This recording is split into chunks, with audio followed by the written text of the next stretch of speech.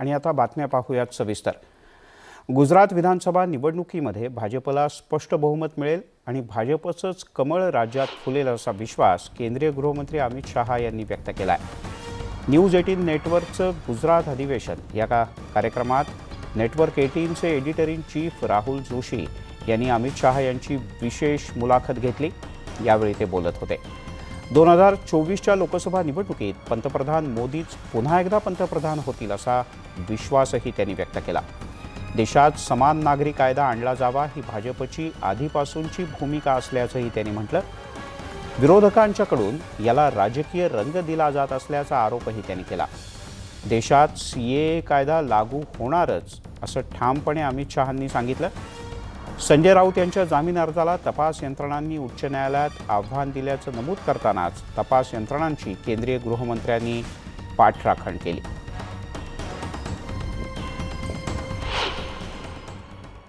मैं इतना निश्चित कह सकता हूं, दीपावली के समय से लगभग मेरा गुजरात में आज 16वां दिन है।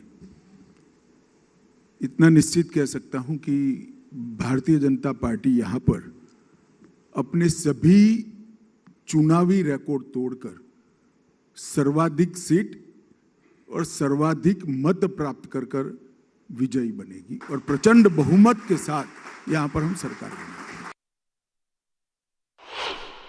दक्षिण में हमें अपने आप को इम्प्रूव करेंगे। तेलंगाना, तमिलनाडु और आंध्र के कुछ डिस्ट्रिक्ट में हम अच्छा परफॉर्म करेंगे, परिणाम लाएंगे। इसके साथ साथ उड़ीसा में हम बहुत अच्छा इम्प्रूव करेंगे, बंगाल में हम बहुत अच्छा इम्प्रूव करेंगे। 18 सीट से ज्यादा है बंगाल में और ज्यादा। हाँ, बहुत अच्छा इम्प्रूव करेंगे। और बिहार में अब जगह हमारी बढ़ गई है तो स्वाभाविक रूप से इम्प्रूवमेंट होगा। दोनों हमारा रिकॉर्ड रहा है कि हमने 2019 में एनडीए के साथ 2/3 बहुमत प्राप्त किया। अरे 2014 में 2019 में भाजपा ने 2/3 बहुमत प्राप्त किया और 2024 में इससे भी बड़े बहुमत के साथ फिर से मोदी जी का प्रधानमंत्री बनना सुनिश्चित है। मैं देश की जनता के आशीर्वाद हमारे साथ है, मोदी जी के साथ है। इंटेलिजेंस एजेंसीज ऑपोजिशन का कहना है कि ये सरकार जिस तरीके से यूज़ कर रही है, एक डर बनाने का माहौल, नेताओं के पीछे जो है ईडी को लगा देना। इधर बीच एक स्पेशल कोर्ट ने ये तक कहा कि जो है संजय राउत जी के पीछे जो ईडी का इन्वेस्टिगेशन रहा वो एक विच हंट है। इसको आप कैसे देखते हैं? देखिए, हमारे देश में न्यायिक व्यवस्था बनी है और 3 स्तरीय न्यायिक व्यवस्था है। सेशंस कोर्ट होते हैं, हाई कोर्ट होते हैं, सुप्रीम कोर्ट होती है, जो देश की सर्वोच्च अदालत है। किसी को भी कोई भी ग्रीवेंस है तो प्रेस में जाने की जगह कोर्ट में जाना चाहिए। और संजय राउत जी के खिलाफ जो जजमेंट आया है, मतलब उनके पक्ष में जो, उसमें भी हाई कोर्ट में अपील हुई, उसकी राह देखनी चाहिए। मुझे मालूम नहीं है लीगल पोजीशन क्या है, मगर हमारी सरकार की समय में एजेंसियों का रिकॉर्ड है, जो भी केस बनाए वो कोर्ट में टिकते हैं और मेरिट्स के आधार पर केस। संविधान सभा ने भी आर्टिकल 44 के अंदर कहा है कि देश के विधानमंडलों और देश की संसद ने जब भी अनुकूलता हो तब यूनिफॉर्म सिविल कोड लाना चाहिए, जिसमें जवाहरलाल नेहरू, सरदार पटेल, मौलाना आजाद, राजा जी, ये सब के दस्तखत है जी। अब इन लोगों को क्या कहोगे? ये भी सांप्रदायिक सोच कर गए थे ना। वो सांप्रदायिक सोच कर नहीं गए थे। एपीसमेंट के कारण के बाद 67 के बाद आपने सांप्रदायिक सोचना शुरू किया है। वो तो ठीक ही सोच कर गए थे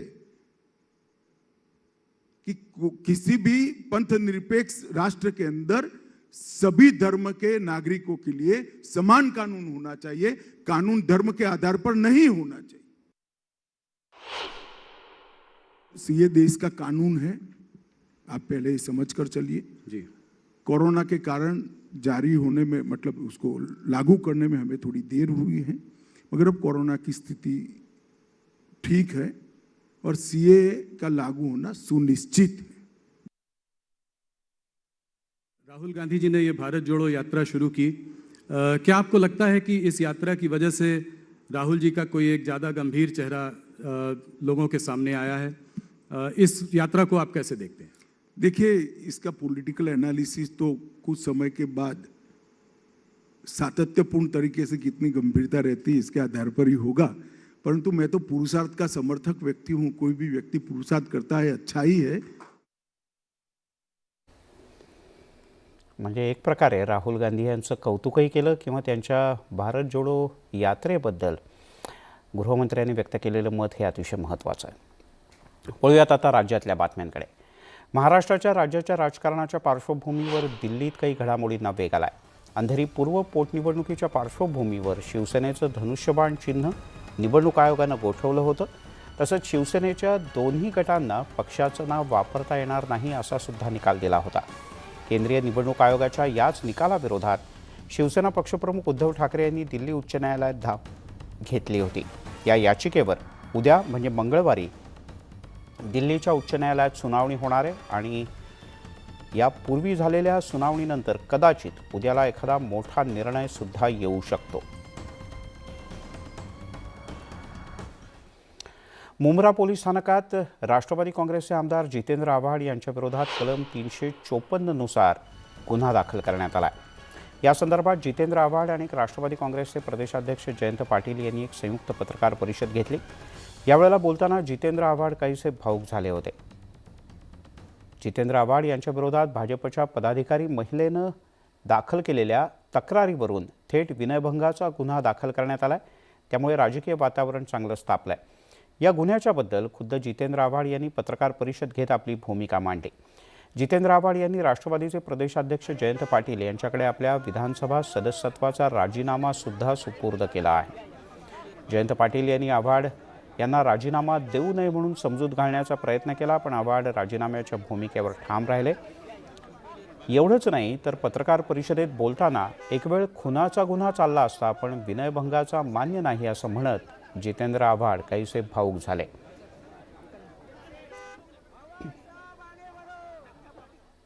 माझ्यावरती कुठलाही गुन्हा नोंदवला असता तर तशी असते. 354 हा गुन्हा,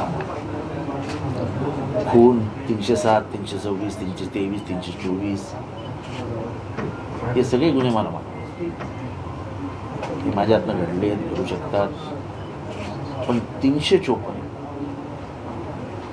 हा गुन्हा मला अमान्य आहे आणि जो मी कधी आयुष्यात केलेला. पोलिसांनी हा गुन्हा कसा काय नोंदवून घेतला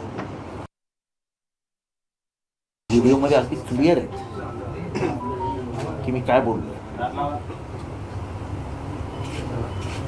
समाजामध्ये माझी मान खाली झाली अशा पद्धतीचा गुन्हा माझ्यावर नोंदवायचा हा षडयंत्राचाच भाग असू शकतो. त्याच्यामुळे राजकारण करावं आम्ही केलं, पण मी मंत्री असताना माझ्या वागण्याची पद्धत अशी होती की मी सरकारमध्ये, सरकार सगळ्यांसाठी असतं. मी असं आमदारांमध्ये किंवा कुठल्याही पक्षामध्ये भेदभाव नाही केला. तिकडे जितेंद्र आव्हाड यांच्या पत्नी ऋता आव्हाड यांनी मुंब्रा पोलीस स्थानकात जाऊन पोलिसांना एक पत्र दिलं. तक्रारदार महिला पोलीस संरक्षण मिळावं म्हणून खोटे राजकीय आरोप करू शकते असा आरोप त्यांनी केला. तसंच जितेंद्र आव्हाड यांना अटकेपासून न्यायालयानं दिलासा दिल्याची माहितीसुद्धा त्यांनी दिली. आव्हाड यांच्या अटकपूर्व जामीन अर्जावर उद्याला सकाळी 11 वाजता सुनावणी होणार आहे. जोपर्यंत सुनावणी होत नाही तोपर्यंत त्यांना अटक करू नये असे निर्देश कोर्टानं पोलिसांना दिल्याचं ऋता आव्हाड यांनी न्यूज 18 लोकमतशी बोलताना सांगितलं. आणि आम्हाला अशी माहिती सुद्धा मिळाली की पोलीस संरक्षण मिळावं म्हणून आव्हाड साहेबांच्या नावाच्या धमकीचे फोन वगैरे आले असं काहीतरी दाखवून संरक्षणासाठी अर्ज करायचा. त्यांना पोलीस संरक्षण मिळेलच, कारण हल्ली बाकीच्यांना देत नाही आहेत, पण अशा लोकांनाच देत आहेत. भले मिळो, माझं त्याबद्दल काही म्हणणं नाही, पण ते मिळण्यासाठी पुन्हा एकदा आव्हाडांना बळीचा बकरा बनवण्यात येऊ नये म्हणून आम्ही एक प्रिकॉशनरी मेजर म्हणून आत्ताच माननीय मुंब्रा पोलीस ठाण्याचे वरिष्ठ निरीक्षक यांना एक निवेदन दिलंय की असं काहीही करायच्या आधी, कुठली कारवाई करायच्या आधी त्याची व्यवस्थित शहानिशा करावी. आम्ही तिकडे असताना माननीय कोर्टाने असं सांगितलेलं आहे की उद्या जोपर्यंत 11 वाजता बोर्डावर इंटरिम बेलचा जोपर्यंत येत नाही, केस जोपर्यंत हिअर होत नाही, तोपर्यंत पोलिसांनी आव्हाडांवर कुठल्याही प्रकारची कार्यवाही करू नये, अशा प्रकारचे निर्देश माननीय कोर्टाने दिलेले आहेत. जितेंद्र आव्हाड यांनी आमदारकीचा राजीनामा देण्याची घोषणा केल्यानंतर राष्ट्रवादीच्या जवळपास सगळ्याच नेत्यांनी ठामपणे आव्हाड यांच्या पाठीशी उभं राहून त्यांचं समर्थन केलं. तर भाजप आणि मनसेकडून मात्र आव्हाड यांना चांगलेच टोले लगावण्यात आले. पाहूयात सोमवारच्या दिवसभरात नेमकं काय झालं या विषयात. आव्हाड यांच्या राजीनाम्यावरून तापलं राजकारण. राष्ट्रवादी काँग्रेसचे नेते आव्हाडांच्या पाठीशी, तर भाजप मनसेनं उडवली खिल्ली. राजीनाम्यावरून आरोप प्रत्यारोप. राष्ट्रवादी काँग्रेसचे आमदार जितेंद्र आव्हाड यांना नुकतीच हर हर महादेव या मराठी चित्रपटाचे शो बंद पाडल्याप्रकरणी अटक करण्यात आली होती. शिवाय त्यानंतर त्यांच्या विरोधात विनयभंगाचाही गुन्हा दाखल करण्यात आलाय. 72 तासात 2 खोटे गुन्हे दाखल करण्यात आल्याचं सांगत आता जितेंद्र आव्हाडांनी आमदारकीचा राजीनामा देणार असल्याची घोषणा केली आणि त्यांनी पक्षाध्यक्षांकडे राजीनामा सोपवला सुद्धा, मात्र तो फेटाळण्यात आलाय. यावरून राष्ट्रवादी काँग्रेस शिंदे फडणवीस सरकार विरोधात आक्रमक झाली आहे. माझी पहिल्यांदा जितेंद्र आव्हाडांना विनंती आहे की अशा प्रकारे राजीनामा त्यांनी देऊ नये, तशा पद्धतीनं त्यांनी विचार देखील मनामध्ये आणू नये. राजकीय जीवनामध्ये काम करत असताना ज्या राष्ट्रवादी काँग्रेस पक्षामध्ये आपण काम करतो, आदरणीय पवार साहेबांच्या मार्गदर्शनाखाली आणि नेतृत्वाखाली काम करतो, त्यांनी तर स्वतःच्या राजकीय जीवनामध्ये अनेक प्रकारचे चढ उतार पाहिलेले, अनेक प्रकारची स्थित्यंतर पाहिलेली आहे. कधी आपण सरकारमध्ये असतो, कधी आपण विरोधी पक्षामध्ये असतो आणि त्याच्यामुळं हे घटना घडत असतात. आमदारांना राजीनामा द्यायचा असेल तर त्यांनी खुशाल द्यावा असा टोला लगावलाय भाजपचे प्रदेशाध्यक्ष चंद्रशेखर बावनकुळे यांनी. पण शरद पवार राजीनामा स्वीकारणार का असा खडा सवालही केलाय. राष्ट्रवादी काँग्रेसच्या खासदार सुप्रिया सुळेंनी आव्हाडांवर सूडबुद्धीनं गुन्हा दाखल करण्यात आला असून राज्यात गलिच्छ राजकारण सुरू असल्याचा थेट आरोप केलाय. की मुंबऱ्याच्या लोकांनी अतिशय विश्वासाच्या नात्याने त्यांना निवडून दिलेलं आहे. ते उत्तम आमदार आहेत. त्यांचा असेंब्लीमधला परफॉर्मन्सही उत्तम राहिलेला आहे आणि त्यांच्या मतदारसंघात त्यांनी खूप चांगलं कामही केलेलं आहे. म्हणजे मंत्री असू दे किंवा फक्त आमदार असू दे, त्यांचं काम अतिशय चांगलं आहे. त्याच्यामुळे लोकांसाठी त्यांनी असा हा निर्णय घेऊ नये. तर ट्विटरवर राजीनामा देणाऱ्या या बालिश आमदाराला बालदिनाच्या शुभेच्छा आणि या कलाकाराला राज्यानं ओळखावं अशी आव्हाडांना कोपरखळी लगावली आहे मनसेचे प्रवक्ते गजानन काळे यांनी. आजही विधानसभा अध्यक्षांकडे स्वतःचा राजीनामा न देता ट्विटरवर राजीनामा देणारे म्हणून त्यांना बालदिनाच्या मी खूप खूप शुभेच्छा दिलेल्या आहेत. तर हा अजेंडा महाराष्ट्राने ओळखावा आणि या नाटकी कलाकाराला सुद्धा महाराष्ट्राने ओळखावं. जितेंद्र आव्हाड यांच्या राजीनामा नाट्यावर वेगवेगळ्या पत्रकार परिषदा आणि नेत्यांच्या आरोप प्रत्यारोपांनी दिवसभर वातावरण ढवळून निघालं होतं. त्यामुळे कोण खरं आणि कोण खोटं हे येत्या काही दिवसात दिसून येईल. पण तोपर्यंत राज्यातील राजकारण ऐन थंडीत तापलंय इतकं मात्र नक्की. Bureau report, News 18 Lokmat. दरम्यान विधानसभेचे अध्यक्ष राहुल नार्वेकर यांनी आमदारकीच्या राजीनाम्याचं कोणतंही पत्र आपल्याला मिळालेलं नसल्याचं म्हटलंय. आत्ताच मी विधानभवनातून इकडे आलो आहे आणि आत्तापर्यंत तरी माझ्याकडे जितेंद्र आव्हाड अथवा इतर कुठच्याही सदस्याचा राजीनामा आलेला नाही आहे. जितेंद्र आव्हाडजी हे सन्मान्य सदस्य आहेत, वरिष्ठ सदस्य आहेत. जवळजवळ गेली 15-20 वर्ष विधिमंडळात काम करत आहेत आणि त्यामुळे राजीनामा द्यायचा असेल तर तो कोणाकडे द्यायला पाहिजे ह्याची त्यांना पूर्ण कल्पना आहे. जितेंद्र आव्हाड यांच्यावर गुन्हा दाखल झाल्यानंतर भाजपकडून सुद्धा जोरदार प्रतिक्रिया उमटल्यात. जितेंद्र आव्हाडांनी राजीनामा द्यावा न द्यावा हा त्यांचा विषय आहे आणि खरं म्हणजे मला वाटतं हे सगळं एक नाटकच चाललेलं आहे. कारण राजीनामा द्यायचं तर आपल्या अध्यक्षाकडे थोडं द्यायचं असतो. त्यांनी तो राज्यपाल महोदयांकडे द्यायचा असतो. काल जो प्रकार घडला महिलेच्या बाबतीमध्ये सगळ्यांनी बघितलेला आहे आणि मला वाटतं तुम्ही न्याय प्रक्रिया व्यवस्थेवर तुम्ही थोडा विश्वास ठेवा ना. तुम्ही इतकं अस्वस्थ होण्याचं कारण नाही. तुम्ही त्या महिलेला कशा पद्धतीने लोटलं, कशा पद्धतीने हाकललं, परवा थिएटरमध्ये कशा पद्धतीने तुम्ही त्या माणसाला बेदम त्याच्या बायकोसमोर 25 जणांनी मिळून मारलं, मग याचं समर्थन तुम्ही करतात का? आणि म्हणून मला वाटतं की आता हे 9% बंद झाली पाहिजे. जी कायदेशीर प्रक्रिया असेल त्याला तुम्ही सामोरं गेलं पाहिजे. माझा संविधानावर विश्वास आहे असं डॉक्टर जितेंद्र आव्हाड नेहमी म्हणतात. मग जर गुन्हा केला नसेल तर त्यांनी न्यायालयावर विश्वास ठेवावा. गुन्हा दाखल झालाय त्याच्यामुळे तपास तर होणारच, पण म्हणून मी आमदारकीचा राजीनामा देतो आणि पोलिसांवर दबाव आणण्याचा जर त्यांचा प्रयत्न असेल तर ते कधीही शक्य होणार नाही. ज्यांनी आपल्या घरामध्ये बोलून एकाला बेदम मारहाण केली त्यांना कायदा सुव्यवस्थेवर बोलण्याचा नैतिक अधिकार नाहीये. जितेंद्र आव्हाड यांच्यावर उपमुख्यमंत्र्यांच्या पत्नी अमृता फडणवीस यांनी जोरदार टीका केली. राज्यात आधीसारखं गुंडाराज राहिलेलं नाही असं त्या म्हणाल्या. मी एवढंच सांगेन, महाराष्ट्रात आता आधीसारखं गुंडाराज राहिलेलं नाहीये. तर आपल्याला सुसंस्कृतपणे कोणाला अपोज करायचं असेल तर त्याचा एक डेकोरम असतो. जर आपल्याला काही जमलं नाही तर ते त्या अथॉरिटीकडे जाऊन त्या एरियाची कंप्लेंट करणं जरुरी आहे. आपण गुंडागर्दी करू नाही शकत. आणि दुसरी गोष्ट, विनयभंगाची गोष्ट, तर त्या स्त्रीला जास्त ठाऊक आहे की धक्का मारला की काय झालं आणि त्यामुळे काय झालं ते सबसिक्वेंट त्याचे रिॲक्शन्स आहेत. जितेंद्र आव्हाड यांच्यावर विनयभंगाचा गुन्हा दाखल झाल्यानंतर मुख्यमंत्री एकनाथ शिंदे यांनी ही प्रतिक्रिया दिली. महिलेनं गुन्हा दाखल केल्यामुळे पोलीस नियमानुसार तपास करतील. पोलिसांवर कोणताही दबाव नाही आणि राजकीय सूडभावनेनं कारवाई होणार नाही असंही मुख्यमंत्र्यांनी स्पष्टपणे सांगितलं. त्या महिलेने गुन्हा दाखल केलेला आहे आणि परंतु यामध्ये पोलीस नियमानुसार जी काय ती त्याची गुन्ह्याची चौकशी करतील, तपास करतील, पडताळणी करतील आणि त्यामध्ये गुन्ह्यामध्ये जे काय आहे म्हणजे जे काही तक्रार आहे त्याच्यामध्ये तथ्य असेल नसेल त्याप्रमाणे पोलीस पुढची कार्यवाही करतील.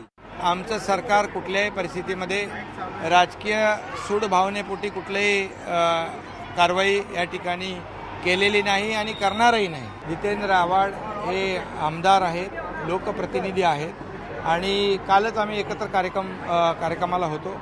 त्यामुळे यामध्ये कुठल्याही प्रकारचं पोलिसांवर दबाव नाही. किंबहुना पुन्हा एकदा मी सांगतो, त्या तक्रारीमध्ये तथ्य असेल त्याप्रमाणे किंबहुना तथ्य नसेल तरी त्याप्रमाणे पोलीस योग्य ती चौकशी, योग्य तो तपास करून पुढचा निर्णय घेतील.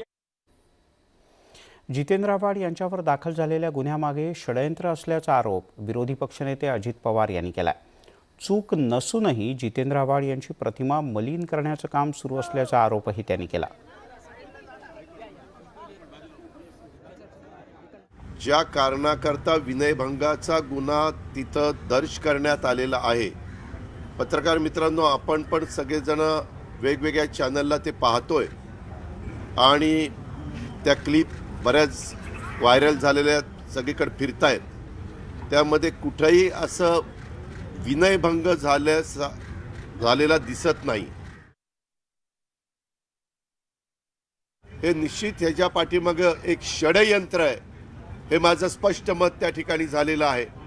आणि अशा प्रकारचे षडयंत्र रचून आपल्या शाहू फुले आंबेडकरांच्या महाराष्ट्रामध्ये एक वेगळ्या प्रकारचं वातावरण तयार करण्याचा प्रयत्न होत असेल तर राज्याच्या मुख्यमंत्र्यांनी, राज्याच्या उपमुख्यमंत्र्यांनी दोघांनी पण यामध्ये जातीनं लक्ष त्या ठिकाणी घातलं पाहिजे.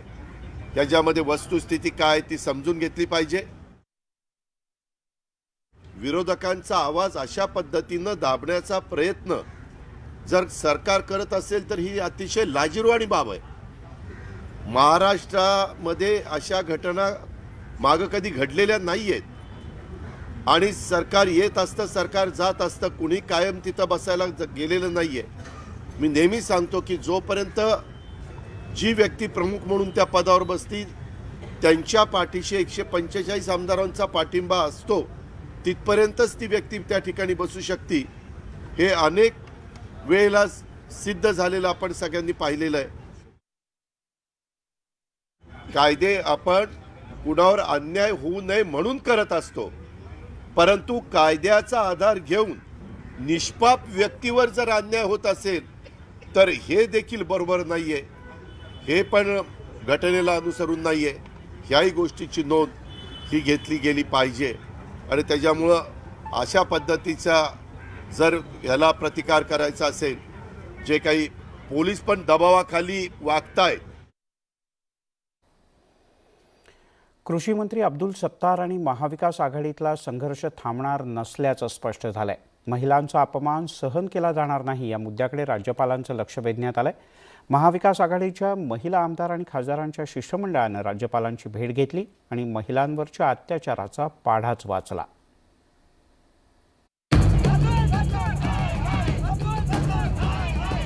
राजकीय वाद आता राज्यपाल भगतसिंग कोश्यारींपर्यंत पोहोचलाय. राजकारणातील महिलांवरील अश्लील टिप्पणीच्या पार्श्वभूमीवर मवियाच्या शिष्टमंडळानं राज्यपालांची भेट घेतली. मवियाच्या शिष्टमंडळातील महिला नेत्यांनी यावेळी भाजपवर हल्लाबोल केला. कृषी मंत्री अब्दुल सत्तारांनी राष्ट्रवादी काँग्रेसच्या खासदार सुप्रिया सुळे यांच्याविषयी आक्षेपार्ह टिप्पणी केली होती. त्याचे राज्यभर पडसाद उमटले होते. खुद्द मुख्यमंत्री एकनाथ शिंदे यांनी याची दखल घेत अब्दुल सत्तार यांना कठोर शब्दात समज दिली होती. तर सत्ताधारी नेत्यांकडूनच महिलांबाबत आक्षेपार्ह वक्तव्य केली जात असल्याचा आरोप या शिष्टमंडळानं केला. अगर कोई भी पॉलिटिशियन या पार्लियामेंटेरियन और खास तौर से महिलाओं के ऊपर किसी तरह की गंदी बातें करे, अपमानित बातें करे, उनको अपमान करे, अश्लील चीजें कहे, ऐसे लोगों को बाहर निकाल देना चाहिए और एक एग्जाम्पल बनाना चाहिए कि पॉलिटिक्स में ऐसे लोगों के लिए कोई जगह नहीं. मवियाच्या महिला नेत्यांचं शिष्टमंडळ पुढील महिन्यात राष्ट्रपतींची भेट घेणार आहे. महिलांचा अपमान होत असल्याची कैफियत राष्ट्रपतींसमोर मांडण्यात येणार आहे. बेताल वक्तव्य करणाऱ्यांवर कारवाई झाली तरच अशा प्रवृत्तींना जरब बसेल असं मत यावेळी व्यक्त करण्यात आलं. जे तुम्ही व्हिडिओ आता मीडियामध्ये दाखवतायत त्याच्यावर कुठेही विनयभंगाचा गुन्हा नोंदवण्यासारखा अपराध नाहीये. तर महिलांच्या संरक्षणासाठी जे कायदे निर्माण केलेले त्याचा अशा प्रकारे जर गैरवापर सरकारकडनं केला जात असेल, पोलीस यंत्रणेकडनं केला जात असेल, गृह खात्याकडनं केला जात असेल, तो अक्षम्य गुन्हा आहे. आणि आता मी सुद्धा कोर्टात जाणार आहे की हा विनयभंगाचा गुन्हा होऊच शकत नाही. राज्यपाल भगतसिंग कोश्यारी यांनी शिष्टमंडळाची बाजू ऐकून घेतली. राजकारणाचा स्तर उंचवायचा असेल तर भगिनींचा अपमान करणं बंद करा असं मत राज्यपालांनी व्यक्त केलं. अशा प्रकारामुळे केवळ महिलाच नव्हे तर राजकारणाचंही नाव बदनाम होत असल्याचं राज्यपालांनी सांगितलं. एकंदरीतच राज्यपालांनी राजकारणाची प्रतिष्ठा कायम ठेवण्याकरता नेत्यांनी पावलं उचलावीत असं सांगितलंय. सगळ्याच राजकीय पक्षांनी याचं अनुकरण केलं तर राजकारणातील महिलांवर कुणीही आक्षेपार्ह भाष्य करणार नाही. Bureau report, News 18 Lokmat. राज्यातील उद्योगधंद्यांच्याबद्दल येत्या 30 दिवसात म्हणजे एका महिन्याच्या आत एक श्वेतपत्रिका काढणार असल्याची घोषणा उद्योगमंत्री उदय सामंत यांनी केली. राज्यातील प्रकल्प बाहेर जायला महाविकास आघाडी सरकारचा कारभारच जबाबदार असल्याचा आरोपही त्यांनी केला. विरोधकांच्याकडून महाराष्ट्राची बदनामी करण्याचा प्रयत्न केला जात असल्याचंही त्यांनी पुन्हा एकदा नमूद केलं. वेदांता फॉक्सकॉनपेक्षा मोठा प्रकल्प राज्यात आणणार असल्याचंही त्यांनी आवर्जून सांगितलं.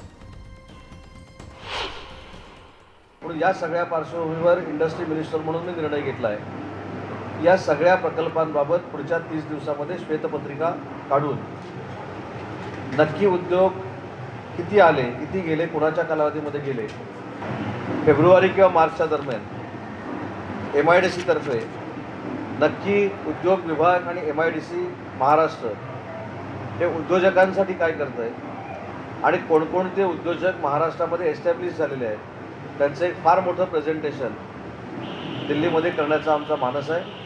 आणि त्याची तारीख आणि वेळ आम्ही काही दिवसातच जाहीर करू.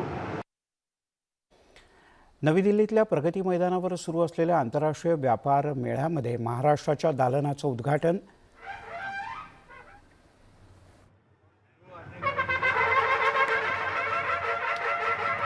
यांच्या हस्ते पार पडलं. महाराष्ट्राच्या दालनात एकूण 45 स्टॉल लावण्यात आले असून स्टार्टअप स्टॉल रोटेशन पद्धतीनं असणार आहेत. या मेळाव्यात महाराष्ट्राच्या उद्योग आणि संस्कृतीचा प्रचार प्रसार करण्यासाठी महाराष्ट्र दालनाचा उपयोग व्हावा असा प्रयत्न असल्याचं उद्योगमंत्र्यांनी आवर्जून नमूद केलं. उद्योगमंत्री उदय सामंत यांच्याशी खास बातचीत केली आमचे दिल्लीचे प्रतिनिधी प्रशांत लीला रामदास यांनी. राजधानी दिल्लीमध्ये प्रगती मैदानामध्ये आंतरराष्ट्रीय व्यापार मेळा सुरू झालेला आहे आणि मी सध्या महाराष्ट्राच्या स्टॉलमध्ये आहे आणि या महाराष्ट्राच्या स्टॉलमध्ये जवळपास 45 वेगवेगळ्या प्रकारचे स्टॉल लागले, वेगवेगळ्या प्रकारचे दालन आहे. हे महाराष्ट्र पवेलियन जर बघितलं आपण ते संपूर्ण महाराष्ट्र पवेलियन आहे. या महाराष्ट्र पवेलियनमध्ये वेगवेगळ्या प्रकारचे स्टॉल आहे. कुठे हळदीचे स्टॉल आहे, कुठे मेडिसिनचे स्टॉल आहे. आता आपण पैठणीच्या स्टॉलवरती पोहोचला. पैठणी म्हणजे महाराष्ट्र असं ओळख होते. पैठणीचा व्यवसाय देखील महाराष्ट्राला पुढे नेणारा व्यवसाय, महाराष्ट्राची परंपरा जपणारा व्यवसाय.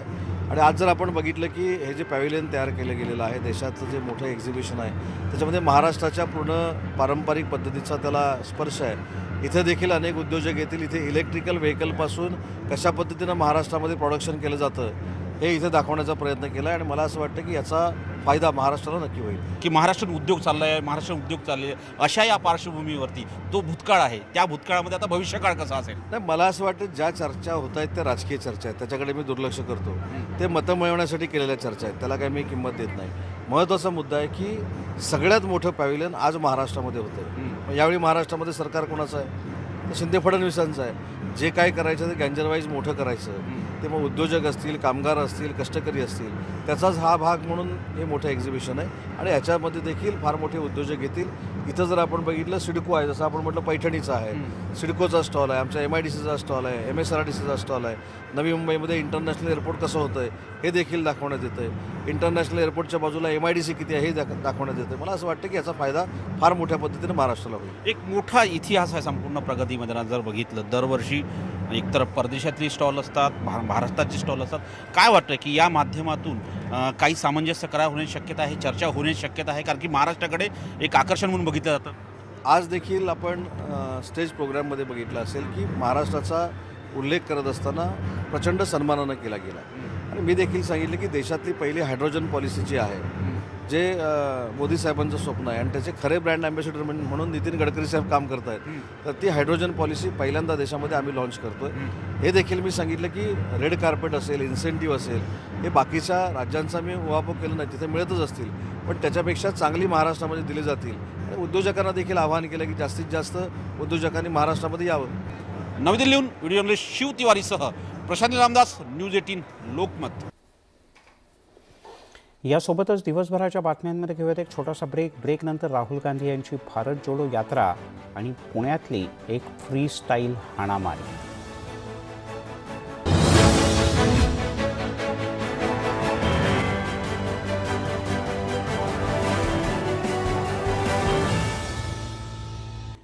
आपण पाहताय दिवसभराच्या बातम्या. काँग्रेसचे नेते राहुल गांधी यांच्या यात्रेवर भाजपनं जोरदार तोफ टाकले. राहुल गांधी यांच्या यात्रेत फक्त 800 कार्यकर्ते कायम असल्याचा टोला चंद्रशेखर बावनकुळे यांनी लगावला. तर बावनकुळे यांच्या याच आरोपांचा काँग्रेसनं जोरदार समाचार घेतलाय. भारत जोडो यात्रेमध्ये विरोधक सुद्धा सहभागी होत आहेत, याकडे काँग्रेसनं लक्ष वेधलं.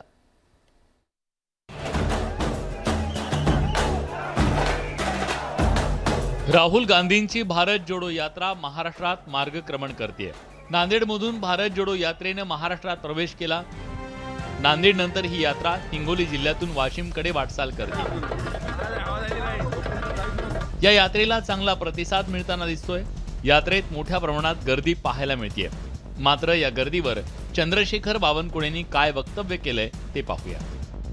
साधारण यात्रा आली लोक रस्त्यावर उभे राहतात, पण तुम्ही बघा यात्रेमधले मागच्या पहिल्या दिवशीपासून आतापर्यंत फोटो बघा, व्हिडिओ बघा. पहिले 400 लोक कोण आहे? परमनंटवाले.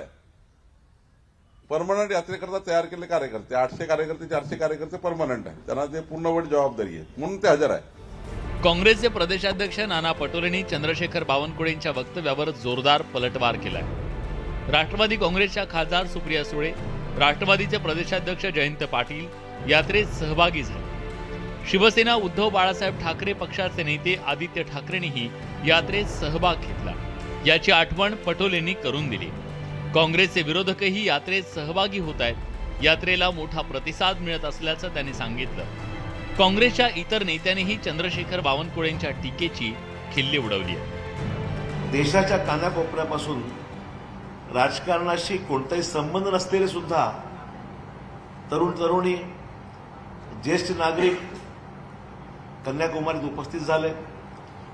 काँग्रेसची वैचारिक विरोध असलेली सुद्धा लोक ही सुद्धा बंधुभाव आणि शांतता कायम राहावा म्हणून राहुलजींच्या पाठीशी या संपूर्ण यात्रेमध्ये सहभागी झाल्याचं आपण पाहिलेलं आहे. राजकीय पक्ष एकमेकांवर आरोप करण्याची संधी शोधत असतात. प्रतिस्पर्धी पक्षाच्या उपक्रमाची खिल्ली उडवून त्यावर टीका केली जाते. विरोधी पक्ष जनतेपर्यंत पोहोचण्यासाठी यात्रांचा आधार घेतात. त्यामुळे जनमानसात त्यांच्याविषयी आपुलकी निर्माण होते. अर्थात त्याला कुठलेही पक्ष अपवाद नसतात. सत्ताधारी जेव्हा विरोधात असतात तेव्हा त्यांनीही अशाच प्रकारच्या यात्रा काढलेल्या असतात. एकंदरीतच सत्ताधारी आणि विरोधकांची बाकं बदलत राहतात, तर यात्रा सुरू राहतात आणि त्यावरील टीकाही थांबत नसतात. Bureau report, News 18 Lokmat. काँग्रेसमधील G23 नेत्यांवर पुन्हा एकदा पक्षश्रेष्ठींनी विश्वास टाकलाय. गुजरात विधानसभा निवडणुकांच्या पूर्वी G23 मधल्या नेत्यांवर मोठी जबाबदारी देण्यात आली आणि त्यामुळेच या ज्येष्ठ नेत्यांमध्ये राज्यातल्या पृथ्वीराज चव्हाण आणि मुकुल वासनिक या 2 नेत्यांचा समावेश आहे. म्हणून पक्ष नेतृत्वाच्या G23 नेत्यांवरचा राग मावळल्याची चर्चा काँग्रेसमध्ये सुरू आहे. पृथ्वीराज चव्हाण यांना पक्षात मोठी जबाबदारी.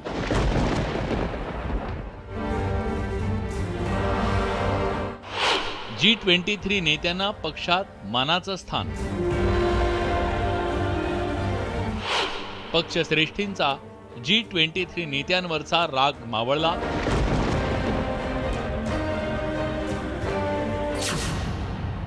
गुजरात निवडणुकीच्या तोंडावर काँग्रेसनं महाराष्ट्राचे माजी मुख्यमंत्री पृथ्वीराज चव्हाण आणि मुकुल वासनिक यांची पर्यवेक्षक म्हणून नियुक्ती केली आहे. त्यामुळे काँग्रेस पक्षश्रेष्ठींचा राग मावळल्याचं बोललं जात आहे. काँग्रेसमधील G23 गटातील नेत्यांमध्ये महाराष्ट्रातील या 2 नेत्यांच्या नावाची चर्चा होती. त्यामुळेच काँग्रेस नेतृत्वानं पृथ्वीराज चव्हाणांसह त्या सर्व नेत्यांना पक्षातल्या मोठ्या पदांपासून दूर ठेवण्याचं धोरण स्वीकारलं होतं. मात्र आता पक्षश्रेष्ठींना पुन्हा एकदा या नेत्यांवर विश्वास टाकावा लागलाय. कांग्रेस का संगठन जो पहले से एक अच्छा संगठन है वो ये चुनाव लड़ रहा है. हाँ, जरूर बात है कि हमारे कांग्रेस के आला नेता अभी तक चुनाव मैदान में नहीं पहुंचे हैं, जल्दी में पहुंचने वाले हैं. काँग्रेस पक्षातल्या घराणेशाहीवरून भाजपकडून सातत्यानं आरोप केला जात होता. या पार्श्वभूमीवर काँग्रेस पक्षातील 23 नेत्यांनी एकत्रितपणे काँग्रेस अध्यक्षा सोनिया गांधींना एक पत्र लिहिलं. पक्षात लोकशाही पद्धतीनं अध्यक्षपदाची निवडणूक घेण्याचा आग्रह धरण्यात आला. ते पत्र सार्वत्रिक झाल्यानं काँग्रेस पक्षश्रेष्ठी या नेत्यांवर खपा झाल्या. मात्र पुढच्या काळात G23 नेत्यांनी केलेल्या सूचनेनुसार काँग्रेस पक्षाध्यक्षाची निवडणूक घेण्यात आली. काँग्रेस नेते राहुल गांधींनी जाणीवपूर्वक अध्यक्षपदापासून स्वतःला दूर ठेवलं आणि मल्लिकार्जुन खरगेंच्या गळ्यात अध्यक्षपदाची माळ पडली. या सगळ्या घटनाक्रमाच्या पार्श्वभूमीवर आता काँग्रेस पक्षांतर्गत वाद शमल्याचं पाहायला मिळतंय. Bureau report, News 18 Lokmat. ब्रेकनंतर आपल्या सगळ्यांचं पुन्हा एकदा स्वागत. आपण पाहत आहे दिवसभराच्या बातम्या. इंडोनेशियातल्या बाली इथे 15 आणि 16 नोव्हेंबर रोजी G20 या देशांची बैठक होते. या शिखर परिषदेत सहभागी होण्यासाठी पंतप्रधान नरेंद्र मोदी हे बालीत दाखल झाले. यावेळेला त्यांचं मोठ्या उत्साहात स्वागत करण्यात आलं. 45 तासांच्या दौऱ्यात पंतप्रधान मोदी एकूण 20 कार्यक्रमांमध्ये सहभागी होणार आहेत. यात ते 10 पेक्षा अधिक विविध देशांच्या प्रमुखांच्या भेटी घेतील अशी माहिती आहे.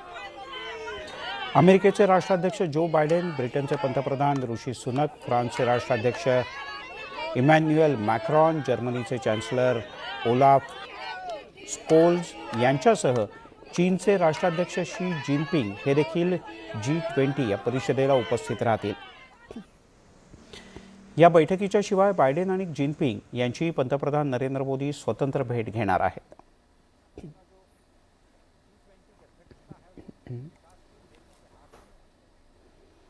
आणि आता एक अतिशय धक्कादायक बातमी. प्रेमामध्ये लोक चंद्रतारे तोडून आणण्याचं वचन देतात. प्रेमासाठी कोणतंही दिव्य पार पाडण्याची अनेकांची तयारी असते. पण एका प्रियकरानं प्रेयसीचा खून करून तिच्या मृतदेहाचे अनेक तुकडे करून पुरावा नष्ट करण्याचा प्रयत्न केला. काळजाचा थरकाप उडवणारी ही घटना देशाची राजधानी नवी दिल्लीत घडली. प्रियकराकडून प्रेयसीचे 35 तुकडे, फ्रीजमध्ये दडवून ठेवले तुकडे. 6 महिन्यानंतर खुनाला वाचा फुटली. एका जबरदस्त खुनाचा उलगडा झाल्यामुळे राजधानी नवी दिल्ली अक्षरशः हादरून गेलाय. एका प्रियकरानं आपल्या प्रेयसीचा खून करून तिच्या मृतदेहाचे 35 तुकडे केल्याचं उघड झालंय. या नराधमाचं नाव आहे आफ्ताब अमीन पूनावाला, राहणार नवी दिल्ली. हा चेहरा जरा निरखून पहा, कारण या क्रूरकर्म्यानं आपल्यावर जीवापाड प्रेम करणाऱ्या प्रेयसीला आणि त्यानं ज्या पद्धतीनं हा गुन्हा केला ते पाहून दिल्ली पोलीस सुद्धा हादरून गेलेत. हॉलिवूड थ्रिलरपटाच्या कथेप्रमाणे ही सगळी घटना घडली. श्रद्धा वसईतली तर आफ्ताब हा दिल्लीचा रहिवासी. श्रद्धा मुंबईच्या एका कॉल सेंटरमध्ये नोकरीला होती. डेटिंग ॲपच्या माध्यमातून या दोघांची ओळख झाली. पुढे त्यांच्या मैत्रीचं रूपांतर प्रेमात झालं. मात्र श्रद्धाच्या कुटुंबाचा त्यांच्या प्रेमाला विरोध असल्यामुळे या दोघांनी पळून जाऊन दिल्ली गाठलं. दिल्लीमध्ये हे दोघं लिव्ह इन रिलेशनशिपमध्ये राहत होते. मात्र श्रद्धानं लग्नासाठी त्याच्या मागे तगादा लावला आणि म्हणूनच तिला आपला जीव गमवावा लागला. इनके लिव इन रिलेशनशिप में झगड़े बढ़ जाते हैं और किसी मिड ऑफ मे में इनका झगड़ा ज़्यादा बड़ा हो जाता है और लड़का लड़की का गला दबाकर हत्या कर देता है. इसके बाद लड़का जो है लड़की की बॉडी डिस्पोज पार्ट्स में कट करके अलग अलग जगह पे बॉडी के पार्ट्स फेंकता है. 18 मे रोजी आफ्ताबनं अत्यंत थंड डोक्यानं श्रद्धाचा गळा ओळून खून केला. यानंतर तिच्या शरीराचे 35 तुकडे करून ते फ्रीजमध्ये ठेवले. त्यासाठी आफ्ताबनं मोठा फ्रीज देखील खरेदी केला होता. खून केल्यानंतर आरोपीनं पुरावा नष्ट करण्यासाठी 18 दिवस हे तुकडे शहरातल्या वेगवेगळ्या भागात फेकले. दरम्यान इकडे श्रद्धाचे कुटुंबीय सोशल मीडियावरून तिची ख्याली खुशाली घेत होते. पण सोशल मीडियावर तिचे अपडेट येणं बंद झाल्यामुळे तिच्या कुटुंबियांचा संशय बळावला. श्रद्धाच्या वडिलांनी दिल्ली पोलिसांच्याकडे तक्रार केली आणि यानंतर झाला खुनाचा उलगडा. मुंबई में ही आए थे, देवर एंड लिव इन रिलेशनशिप वहाँ पे भी, यहाँ पे भी आके इन्होंने कंटिन्यू किया और उसके बाद इनके थोड़ा फ्रीक्वेंटली झगड़े होने लगे. जब झगड़े होने लगे तो कभी चीज़ें आउट ऑफ कंट्रोल हो जाती थी, दोनों टेम्पर लूज कर जाते थे. बट इस पर्टिकुलर इंस्टेंस में लड़के ने अपना टेम्पर लूज किया और लड़के ने लड़की को मार दिया. आरोपी आफ्ताबनं श्रद्धाच्या खुनाची कबुली दिली आहे. त्यानं प्लॅनिंग करून तिचा खून केला आणि यानंतर पुरावा सुद्धा नष्ट करण्याचा प्रयत्न केला. पण अखेर 6 महिन्यानंतर तिच्या खुनाला वाचा फुटली आणि नराधम आफ्ताब पूनावाला गजाआड झालाय. Bureau report, News 18 Lokmat. यासोबतच दिवसभराच्या बातम्यांमध्ये इथेच थांबूया. थोड्याच वेळात मायानगरी मुंबई अर्थात महामुंबई, मुंबईची बित्तम बातमी घेऊन येतोय माझा सहकारी विशाल परदेशी.